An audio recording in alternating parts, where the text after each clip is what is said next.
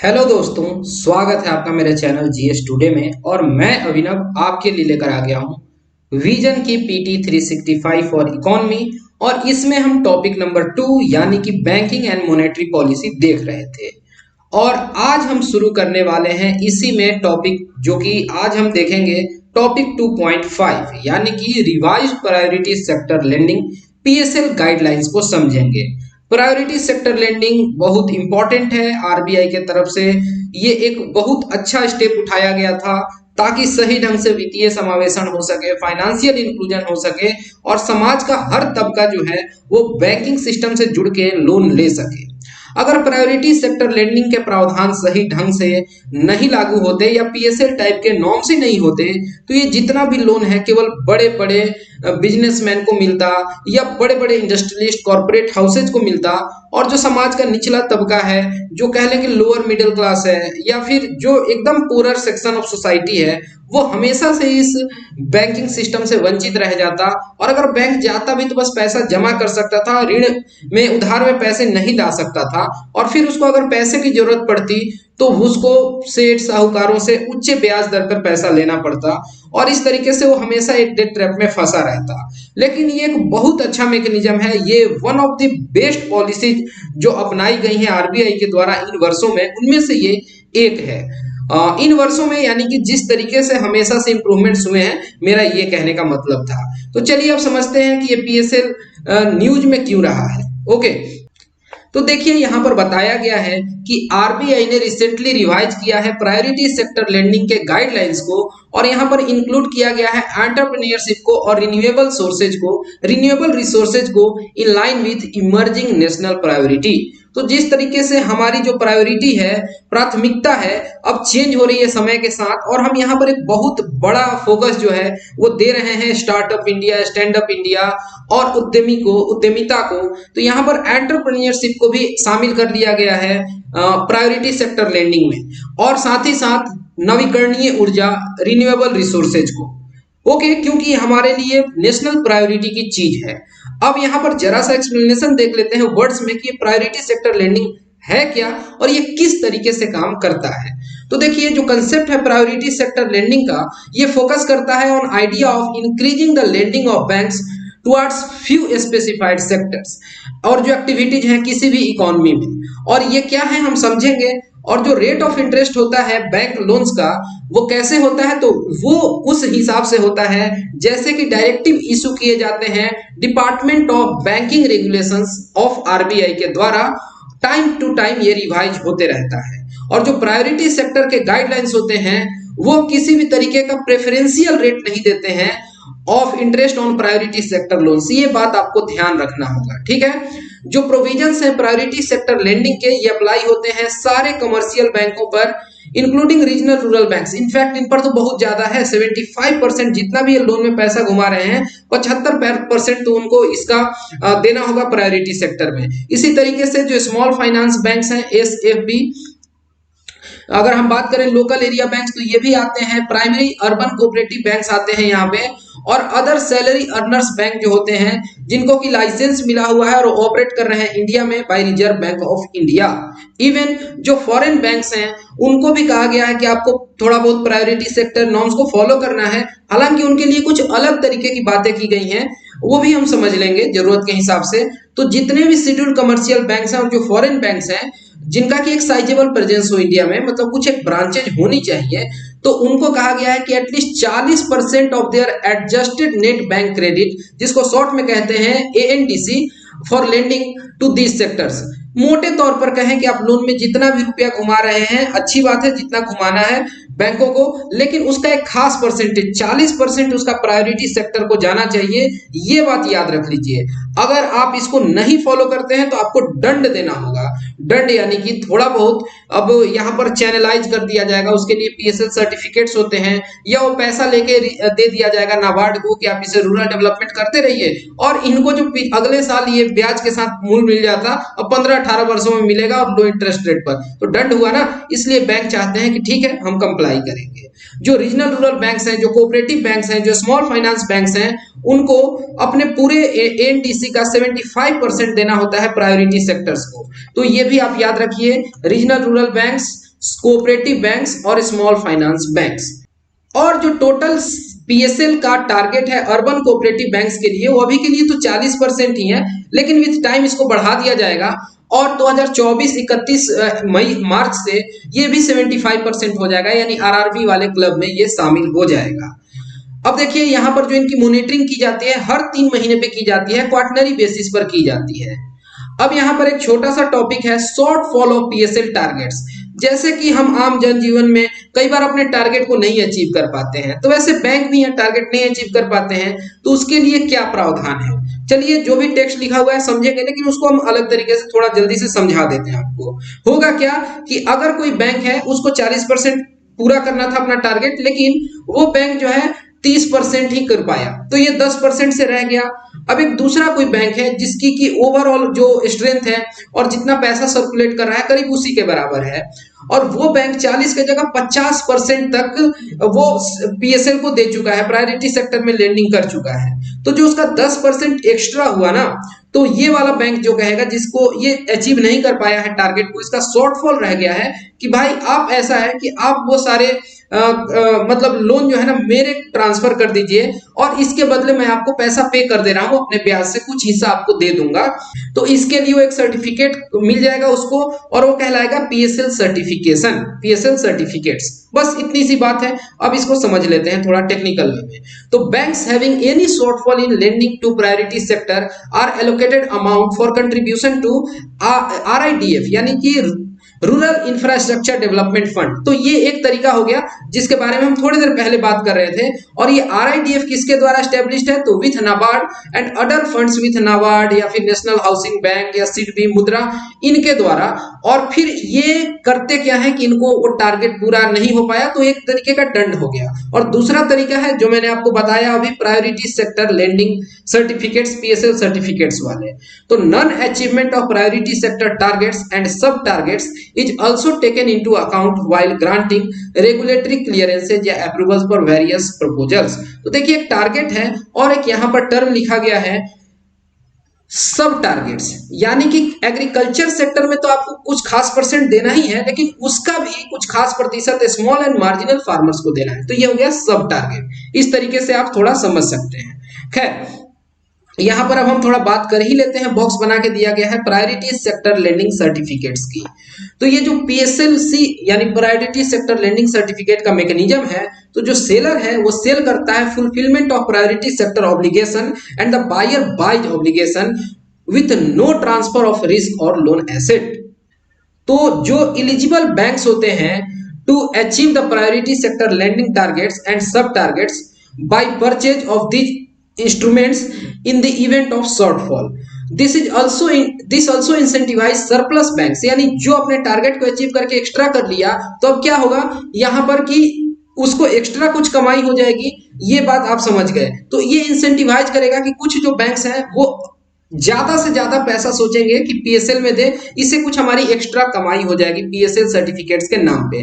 ध्यान दीजिएगा यहाँ पे कोई भी एक्चुअल ट्रांसफर नहीं होता है रिस्क का या लोन एसेट का। ओके ठीक है। तो इस तरीके से इनहेंस करते हैं lending two categories under priority sector. समझ गए मोटे तौर पर, बस यही चीज है।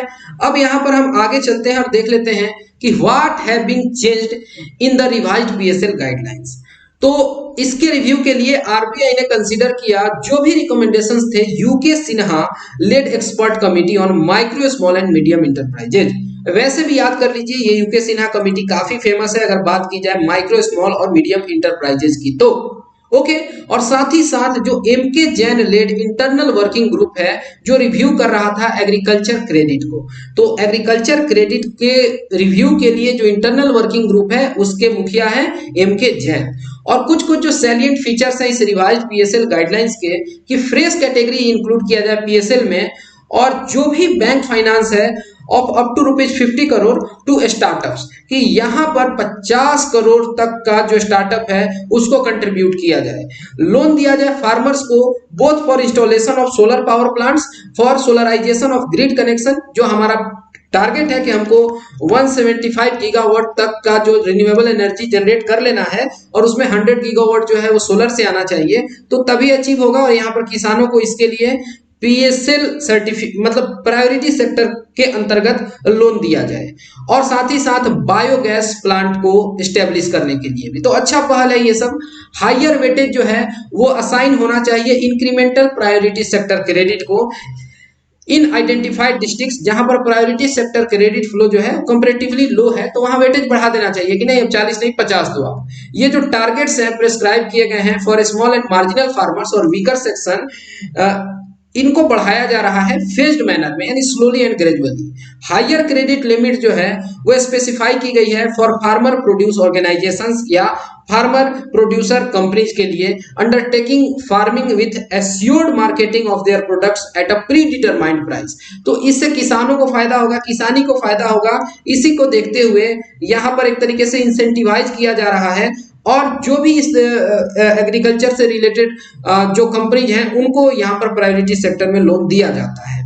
और क्या चीज है जहां पर पीएसएल के नॉर्म्स को फॉलो कर रहे हैं, तो देख लीजिए loan limit for renewable energy has been doubled. जो नवीकरणीय ऊर्जा में लोन का लिमिट था उसको डबल कर दिया गया। और इंप्रूवमेंट ऑफ हेल्थ इंफ्रास्ट्रक्चर, जो क्रेडिट लिमिट है हेल्थ इंफ्रा के लिए आयुष्मान भारत के अंतर्गत भी मतलब इंक्लूड करते हुए उसको डबल कर दिया गया है। तो ये कुछ एक चेंजेज हैं जो आपको याद रखने चाहिए या रखने पड़ेंगे। यहां पर हम बात करते हैं स्मॉल फाइनेंस बैंकों की, एसएफबी। ये बहुत इंपॉर्टेंट है और न्यूज में क्यों है कि बहुत सारे जो स्मॉल फाइनेंस बैंक्स हैं ये प्रिपेयर कर रहे हैं टू लॉन्च देयर आईपीओ। यानी आईपीओ जो होता है इनिशियल पब्लिक ऑफरिंग हो गया, वो एक तरीके से शेयर मार्केट में अपना स्टॉक उतार रहे हैं, शेयर बेचने का काम करेंगे, इसके लिए इनिशियल पब्लिक ऑफरिंग कर रहे हैं।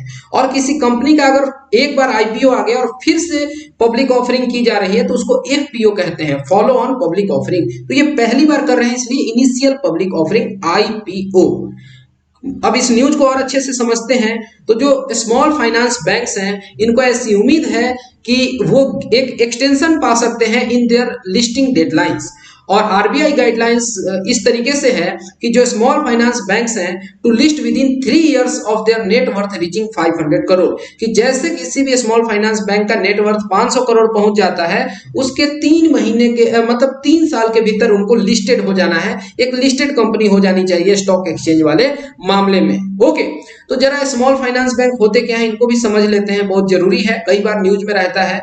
तो ये प्राइवेट फाइनेंशियल इंस्टीट्यूशंस होते हैं और इनका मकसद होता है वित्तीय समावेशन, फाइनेंशियल इंक्लूजन, और इन पर किसी भी तरीके की रिस्ट्रिक्शन नहीं होती है एरिया ऑफ ऑपरेशन। जैसा कि कई बार रीजनल रूरल बैंक्स या लोकल एरिया बैंक पर रिस्ट्रिक्शन होता है क्षेत्र को लेके कि ये ग्रामीण क्षेत्र में ही होंगे, ऐसा इन पर रिस्ट्रिक्शन नहीं है। ये बेसिक बैंकिंग सर्विसेज दे सकते हैं, जैसे कि डिपॉजिट एक्सेप्ट कर सकते हैं और लेंड भी कर सकते हैं अनबैंक्ड सेक्शन को, जैसे कि स्मॉल फार्मर्स को, माइक्रो बिजनेस इंटरप्राइजेज को, माइक्रो स्मॉल इंडस्ट्रीज को और अनऑर्गेनाइज सेक्टर के एंटिटीज को।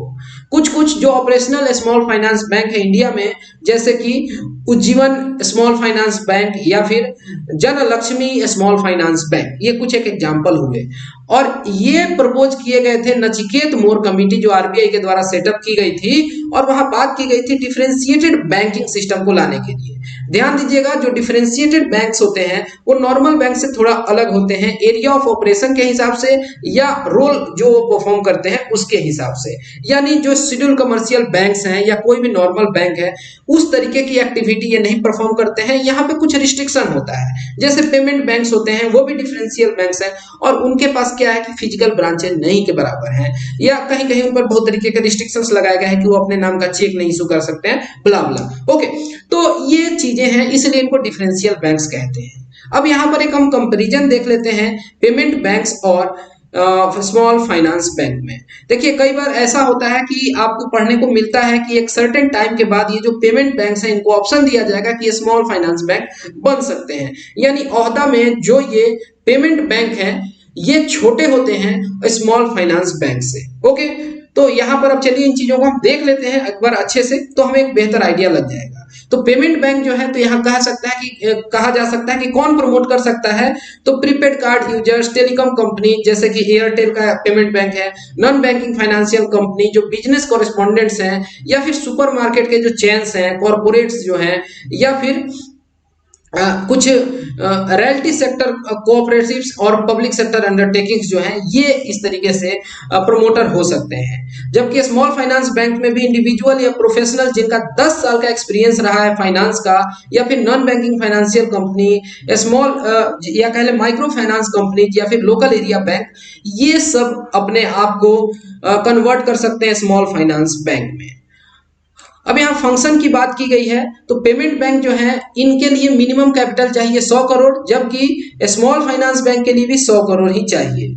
यहाँ पर देखिए 75% जो भी डिपॉजिट होता है वो गवर्नमेंट बॉन्ड में रखना होता है। कहाँ की बात हो रही है, ध्यान दीजिएगा, पेमेंट बैंक की। और 25% जो है वो अदर बैंक्स में रखना होता है। और एटलीस्ट 26% इन्वेस्टमेंट जो है वो इंडियंस का होना चाहिए, भारतीयों का होना चाहिए।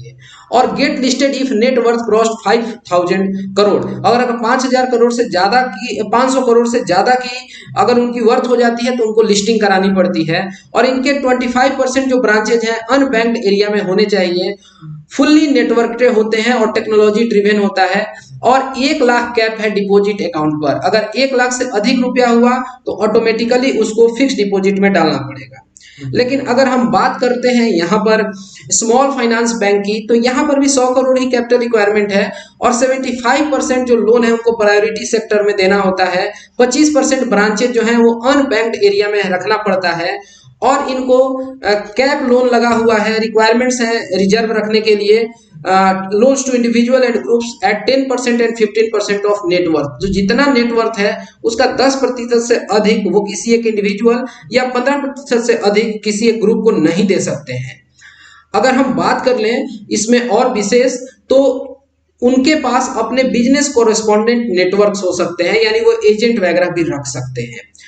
अब यहाँ पर ऑपरेशन देखते हैं क्या कर सकते हैं। तो पेमेंट बैंक्स वाले जो हैं वो इंटरनेट बैंकिंग की सुविधा दे सकते हैं, म्यूचुअल फंड बेच सकते हैं, इंश्योरेंस और पेंशन बेच सकते हैं, बिल पेमेंट की सुविधा दे सकते हैं। पेटीएम को याद कर लीजिए ना, जिस तरीके से पेटीएम काम करता है। उनके अपने एटीएम हो सकते हैं और बिजनेस कोरेस्पोंडेंट्स हो सकते हैं। साथ ही साथ वो बिजनेस कोरेस्पोंडेंट का काम कर सकते हैं किसी दूसरे बैंक के लिए। जबकि जो स्मॉल फाइनेंस बैंक है वो फॉरेक्स बेच सकते हैं अपने कस्टमर्स को, म्यूचुअल फंड, इंश्योरेंस, पेंशन, ये सब। और वो खुद को कन्वर्ट कर सकते हैं फुल प्लेज्ड बैंक्स में, जो कि पेमेंट बैंक्स के लिए बात नहीं की गई है। पेमेंट बैंक्स आगे बढ़ के एक स्टेप स्मॉल फाइनेंस बैंक बन सकते हैं। इनकी एक्सपेंशन पूरे देश में हो सकती है स्मॉल फाइनेंस बैंक की। और ये जब अपने को फुल फ्लेज्ड बैंक में देंगे तो उसके लिए पहले आरबीआई की अप्रूवल चाहिए होगी। ऑब्वियस सी बात है, ऐसी बातें लिखते हैं जैसे कि हाँ, इसमें क्या ही शक होने वाली बात है। ऑब्वियसली उसके बिना काम कैसे चलेगा, आरबीआई अप्रूवल ही नहीं देगा तो। ओके, अब यहाँ पर सीमा दिया गया है कि वो क्या नहीं कर सकते हैं, लिमिटेशंस। तो जो स्मॉल फाइनेंस बैंक्स हैं उनको पहले देख लेते हैं। तो यहाँ पर लिमिटेशन है कि वो बहुत बड़ा लोन नहीं दे सकते हैं, फ्लोट सब्सिडरीज पर लिमिट है, और वो डील नहीं कर सकते हैं सोफिस्टिकेटेड फाइनेंशियल प्रोडक्ट्स में। अब इतने टेक्निकलिटीज में नहीं जाते हैं। उसी तरीके से पेमेंट बैंक्स में जो लिमिटेशंस हैं कि वो क्रेडिट कार्ड नहीं दे सकते हैं, लोन नहीं एक्सटेंड कर सकते हैं, हैंडल क्रॉस बॉर्डर रिमिटेंस ये काम नहीं कर सकते हैं, और एनआरआई डिपॉजिट नहीं एक्सेप्ट कर सकते हैं। ध्यान दीजिएगा, ये जो पेमेंट बैंक्स हैं ये एनआरआई डिपॉजिट को एक्सेप्ट नहीं कर सकते हैं। अब हम चलते हैं यहाँ पर जो हमारा अगला टॉपिक है 2.7, यहाँ पर बात की गई है restructuring, recovery and management of stressed assets. अब हम देख लेते हैं कि ये न्यूज में क्यों रहा या क्या इसकी जरूरत है।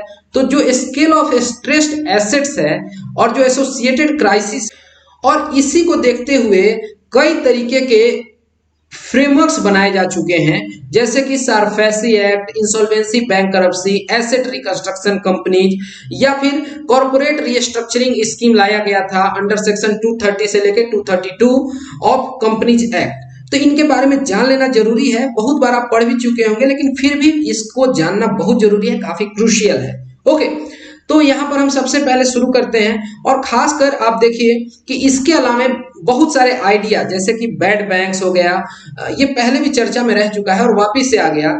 Efforts in provisioning of loan and special resolution plans in wake of कोविड-19, ये भी लिया गया। तो इसके वजह से ये काफी न्यूज में रहा था। तो हम समझ लेते हैं सबसे पहले सारफेसी एक्ट को। तो देखिए 5 जज की जो कॉन्स्टिट्यूशनल बेंच है सुप्रीम कोर्ट की, उसने हाल में ही कहा कि जो कोऑपरेटिव बैंक्स हैं वो यूज कर सकते हैं securitisation and reconstruction of financial assets and enforcement of security act. Okay, यानी कोऑपरेटिव बैंक जो है वो यूज कर सकते हैं सारफेसी एक्ट को for recovery of debts of their defaulters, ठीक है, और वो सीज कर सकते हैं और सेल कर सकते हैं जो भी एसेट है जो कि मतलब रिकवर नहीं हो पा रहा है, उसके बदले जो भी कुछ गिरवी रखा गया है तो उसको वो बेच के अपना पैसा रिकवर कर सकते हैं। ऐसा 5 जजों का कॉन्स्टिट्यूशनल बेंच का कहना था। तो देखिए इस न्यूज को और अच्छे से थोड़ा खंगालते हैं। तो Parliament has legislative competence to provide the procedure for recovery of loans for all cooperative banks under SARFAESI act. तो इसके क्या तरीके होंगे, क्या नियम कायदे होंगे, वो देना पार्लियामेंट का काम होगा। Recovery of dues were held in an essential function of a banking institution. और ये जो कोऑपरेटिव बैंक्स हैं रजिस्टर्ड होते हैं अंडर स्टेट लॉ, इसके बारे में हम लोग समझ चुके हैं। और इसी तरीके से उनको कवर किया गया है with in the ambit of entry 45 of union list. चूंकि ये यूनियन लिस्ट के एंट्री 45 में आते हैं इसलिए इन पर पार्लियामेंट कानून बनाएगा। अब जो ये कोऑपरेटिव बैंक्स हैं involve in activities related to banking and covered under banking company of the purpose of banking regulation act of 1949 और any other legislation applicable to banks under RBI act. तो देखिए जो भी आरबीआई एक्ट के तहत regulation होती है banking companies के लिए वो सब कोऑपरेटिव बैंक्स पर लागू होती हैं। और अगर आपको यहाँ पर एक्ट याद रखना है तो बैंकिंग रेगुलेशन एक्ट 1949 आप याद रखेंगे। जो ये जजमेंट था ये काफी इंपॉर्टेंट है कोऑपरेटिव बैंक्स के लिए, क्योंकि ये मदद करेगा किस चीज में, तो expedite recovery of their bad loans using provisions of SARFAESI act. तो इसलिए इंपॉर्टेंट हो जाता है, आपको समझना पड़ेगा। यहाँ पर कुछ बॉक्स बना के चीजें लिखी गई हैं, जैसे यहाँ टर्म लिखा गया है सिक्योरिटी इंटरेस्ट। तो जो सिक्योरिटी इंटरेस्ट होता है किसी भी लोन पर, तो एक लीगल क्लेम होता है कोलेटरल जो गिरवी रखा गया है, कि अगर बरोवर जो है वो एक तरीके से अलाउ करता है लेंडर को कि अगर मेरा ये जो लोन मैं ले रहा हूं अगर नहीं चुका पाऊं तो आप इस सामान को जो मैंने गिरवी रखा है इसको बेच के आप अपना पैसा निकाल सकते हैं। और जो सिक्योरिटी इंटरेस्ट है ये कहीं ना कहीं लोअर कर देता है risk of a lender allowing it to charge lower interest on the loan. Okay,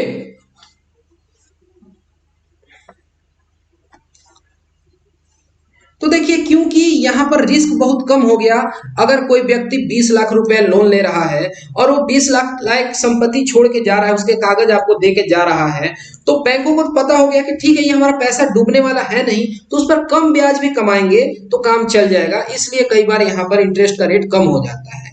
यहाँ एक टर्म और है सिक्योरिटी रिसिप्ट। इसका मतलब होता है कि ये रिसिप्ट या कोई दूसरा security issued by an ARC यानी asset reconstruction company to any qualified institutional buyer as an evidence of purchase या acquisition of financial assets involved in securitisation.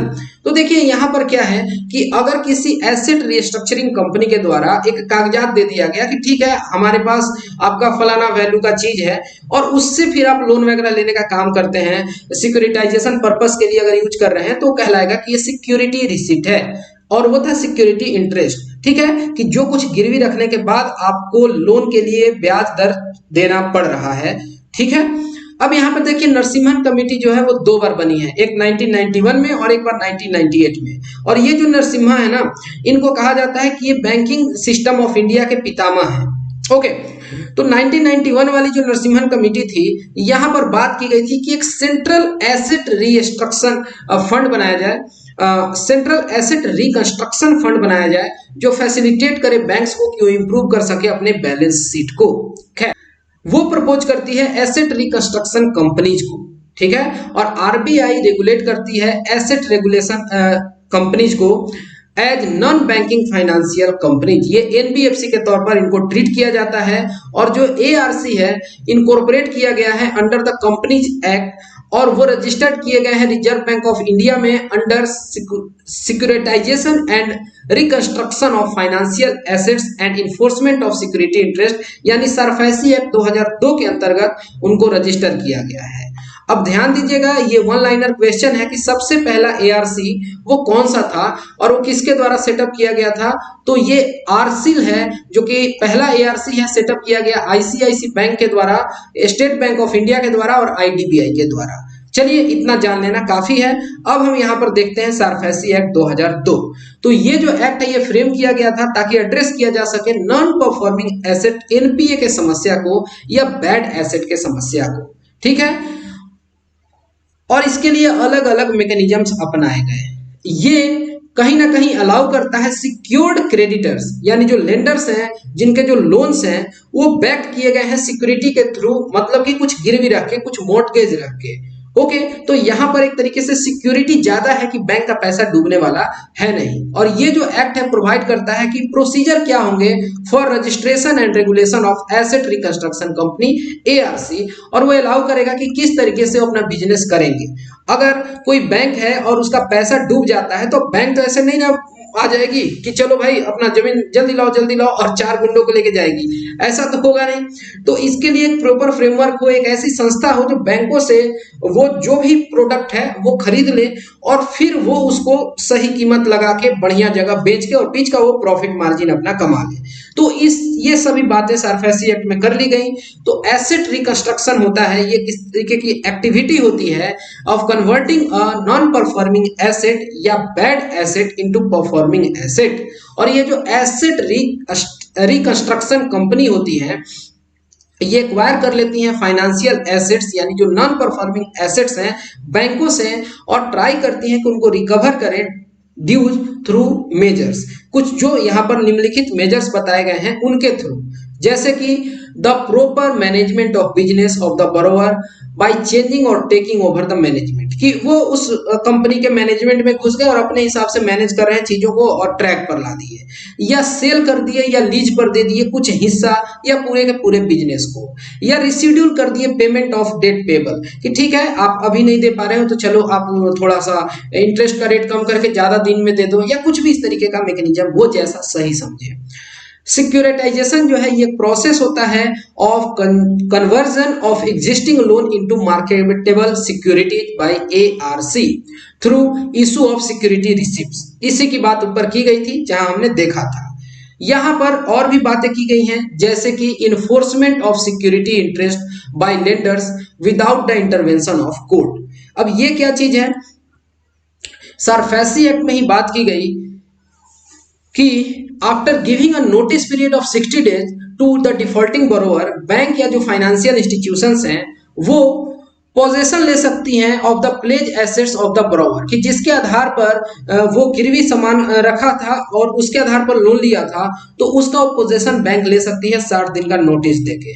ठीक है, ऐसे एसेट्स का वो मैनेजमेंट भी अपने हाथों में ले सकता है, अपॉइंट कर सकता है एक मेंबर को उनको मैनेज करने के लिए, या इस तरीके से जो बोरोवर है उससे पूछ सकता है to pay their due to with respect to the asset. तो इन चीजों के लिए बैंक जो है वो आजाद होगा और यहां पर कोई भी कोर्ट का इंटरवेंशन नहीं आएगा।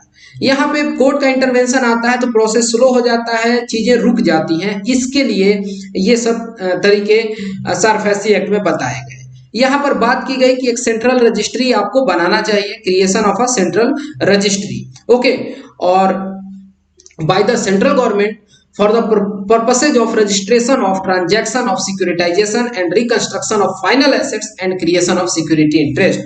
ठीक है, तो ये बातें की गई हैं। Application against measures to recover secured debts, तो यहां पर देखेंगे कि इसके लिए बोरोवर है और जो लेंडर है अगर उनके बीच में कुछ मामला हो जाता है तो डीआरटी जा सकते हैं, डेट रिकवरी ट्रिब्यूनल हो सकते हैं, और अगर यहां भी मामला नहीं सलटता है तो अपील के लिए जो बॉडी है वो है DRAT, debt recovery appellate tribunal, और ये मतलब कि एस्टेब्लिश किए गए हैं under recovery of debt due to bank and financial institutions act of 1993। अब कहां कहां ये सारफेसी एक्ट के प्रोविजन नहीं लागू हैं, तो ये एग्रीकल्चरल लैंड पर नहीं लागू हैं। ठीक है, and case in which the amount due is less than 20% of the principal amount and interest, यानी कि अगर पूरा का पूरा जितना लोन है ठीक है, और जो बकाया है उसके 20% से कम है तो वहां पर ये सारे प्रोविजंस नहीं लागू होते हैं। या कोई भी ऐसी सिक्योरिटी इंटरेस्ट है for securing repayment of a financial asset less than 1 lakh rupees, कि 1 लाख रुपए से कम का अगर सिक्योरिटी इंटरेस्ट है तो फिर इन चीजों में पढ़ के और समय बर्बाद करने का कोई फायदा नहीं है। उसके लिए उस व्यक्ति को ही बार बार कहेंगे कि चलो भाई दे दो, क्यों परेशान कर रहे हो, है ना। तो यहाँ पर कुछ एक मैकेनिज्म अपनाए जा सकते हैं, यही बातें सरफायसी एक्ट में की गई थी। अब यहाँ पर जो अगला टॉपिक है वो है suspension of insolvency and bankruptcy code. तो देखिए ये जो टॉपिक है ये काफी मजेदार है लेकिन थोड़ा लंबा है, और अगर मैं इसे कंटिन्यू करूंगा तो ये वीडियो फिर थोड़ा ज्यादा लंबा होने लगेगा, और फिर यहाँ प्रोविजनिंग ऑफ लोन की बात की गई है तो इसको अभी के लिए हम रोक देते हैं, क्योंकि हमारा ये टॉपिक नंबर 2 ही अभी लंबा चलने वाला है और यहाँ हम चीजों को खत्म कर लेंगे और बहुत जल्दी मैं आपसे कनेक्ट होऊंगा और फिर ये जो अभी टॉपिक है इन्हें मैं यहाँ डील करने वाला हूँ। और उम्मीद करता हूं कि आपको ये सारे टॉपिक्स बहुत मजे आ रहे होंगे पढ़ने में। और अगर आपके मन में किसी भी तरीके की दुविधा है, कोई संकोच है, तो आप बेहिचक मुझसे टेलीग्राम पर कनेक्ट हो सकते हैं, अपने डाउट को पूछ सकते हैं। और फिलहाल इस वीडियो में इतना ही। Thanks for watching and have a great day.